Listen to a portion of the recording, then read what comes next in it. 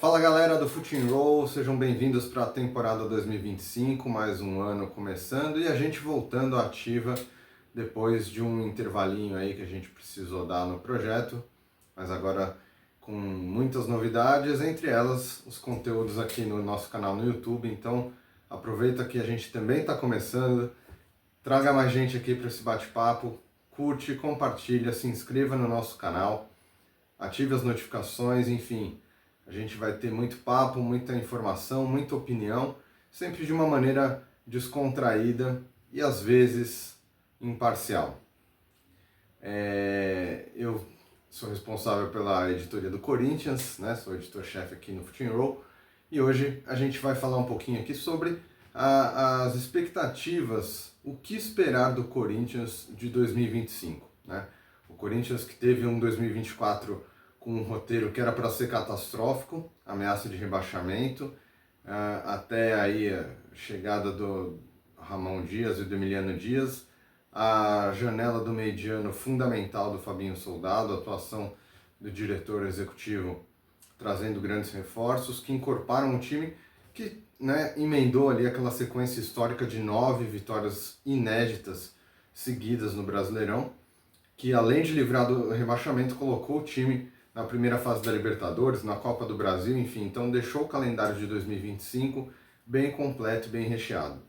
Os desafios para esse ano, lógico, manter o nível de atuação mostrado, principalmente nesse recorte de 9 jogos, e voltar a conquistar um título, né? Uma coisa que a torcida espera muito, o Corinthians que não é campeão desde 2019, quando foi campeão paulista, né? Na época tricampeão paulista, e o último título nacional em 2017. Então, a torcida está carente de títulos.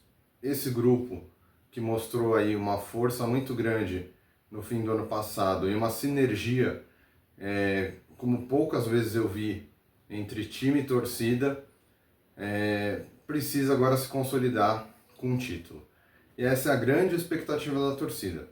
Agora eu questiono, será que esse time está realmente preparado para já ser campeão? A resposta é, hoje, janeiro de 2025, eu acho que ainda não. Mas pode vir a ser, né?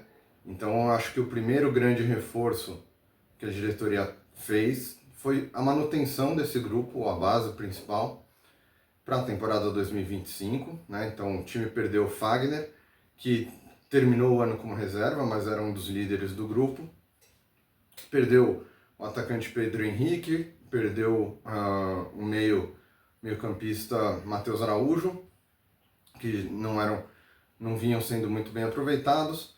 Então, dos grandes jogadores, né, da grande estrutura que o time foi montado ano passado, a grande perda foi o Fagner, que era reserva o ano passado. A dúvida é, será que o Mateuzinho vai manter o nível que vinha construindo aí nas atuações nesses fim de temporada de 24? Esperamos que sim. Outra dúvida que surge, analisando aí o elenco do Corinthians, Léo Maná é o reserva de confiança para assumir essa lateral direita, ou o time vai precisar investir e ir atrás no mercado de um outro lateral direito, ou de repente recorrer a um outro jovem que está disputando a copinha? Então são questões aí que eu vejo ainda fragilidade no elenco.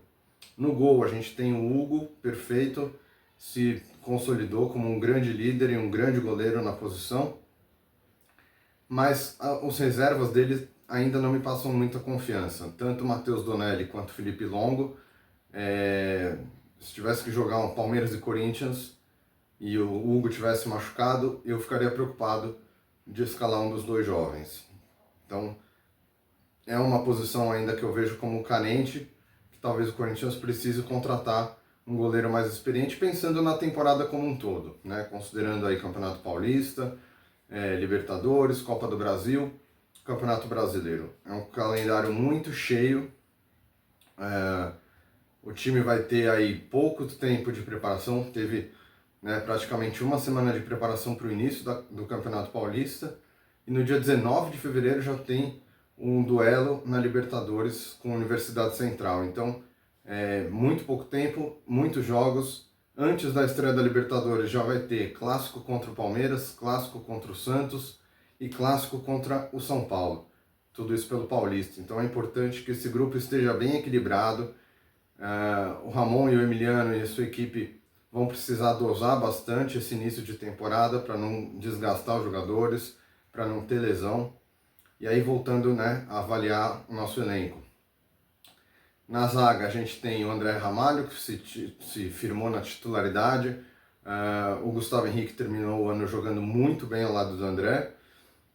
Talvez aí seja importante ter um zagueiro reserva canhoto ou um zagueiro titular canhoto, né, em condições aí de ser titular.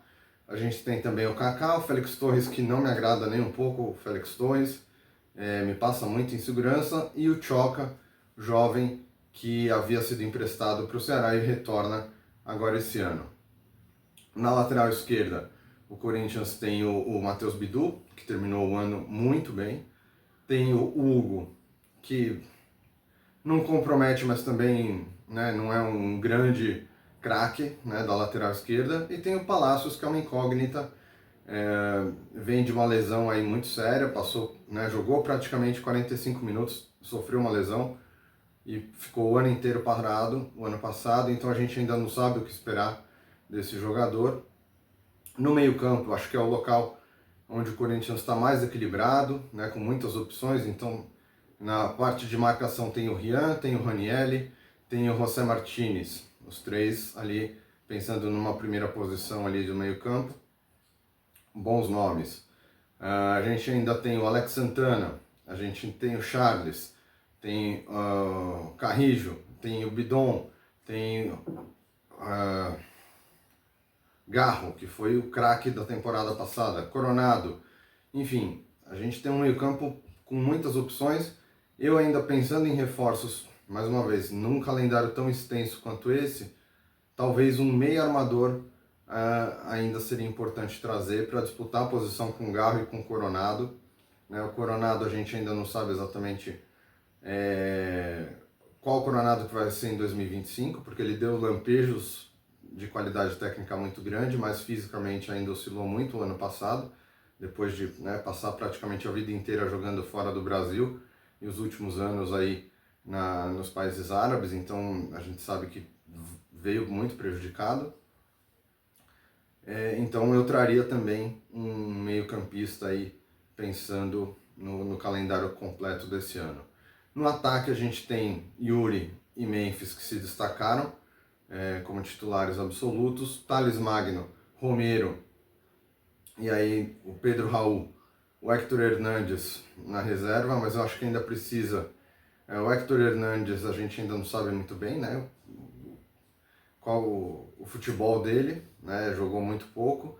Pedro Raul já deu provas claras que não tem condições de ser aproveitado no grupo, imagino que em breve deve ser negociado.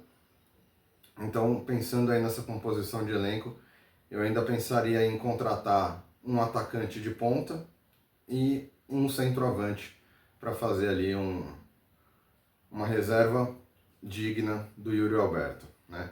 Isso fazendo essa análise do elenco do Corinthians dentro de campo, né? A temporada, né, imagino que a torcida está bem ansiosa. Um título é fundamental, eu imagino, para aliviar essa carga, né, de tantos anos sem conquista de um time tão grande. E então, a gente hoje, eu diria que o time ainda não está pronto para ser campeão, mas tem condições, né?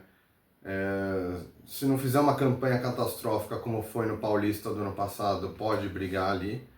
Mas eu imagino que o início da temporada o foco vai ser na Libertadores, porque o Corinthians tem que garantir a vaga no grupo, na fase de grupos.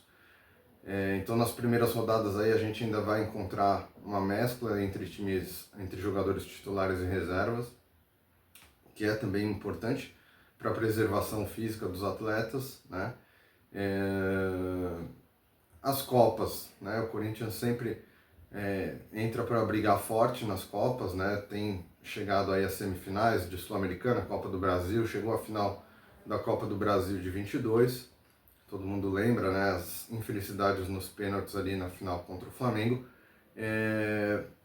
mas tem condições, né? Desde que mantenha esse mesmo grupo, esse mesmo nível de atuação do ano passado, com algumas peças aí adicionais no elenco para dar uma encorpada, pode brigar por uma dessas competições, sim. No Campeonato Brasileiro já acho um pouco mais difícil, a gente tem outros times muito mais com um trabalho mais a longo prazo, com grandes investimentos, né? Tem o Palmeiras, o Flamengo, o Atlético Mineiro, o Botafogo, atual campeão, o Cruzeiro agora investindo bastante, então eu imagino que o Corinthians aí ainda não está na principal prateleira pensando em título do Campeonato Brasileiro. Mas, enfim, vai ser uma temporada bem importante para o Corinthians. Faz tempo também que o Corinthians não vira de uma temporada para outra com a mesma comissão técnica, fazendo um planejamento, fazendo a preparação, controlando a pré-temporada. Isso acontece agora com Ramon e Emiliano Dias, então eu acho isso um ponto positivo. E um alerta, né, de sempre para o Corinthians são os bastidores, a política do clube continua fervendo, o presidente Augusto Melo continua correndo risco de um processo de impeachment, então é entender o quanto que isso vai se mobilizar e o quanto que o Fabinho Soldado vai conseguir blindar o elenco, assim como ele fez em 24, de uma maneira muito boa. Tá certo, gente? Se vocês gostaram aí do nosso conteúdo, comenta aí, dá a sua opinião, o que vocês acham, aonde o Corinthians pode chegar em 2025, tá bom? Curte, segue o nosso canal, compartilha, fala que tem aí esse novo espaço de debate de futebol e a gente vai trazer ainda muita informação para vocês, tá bom? Valeu!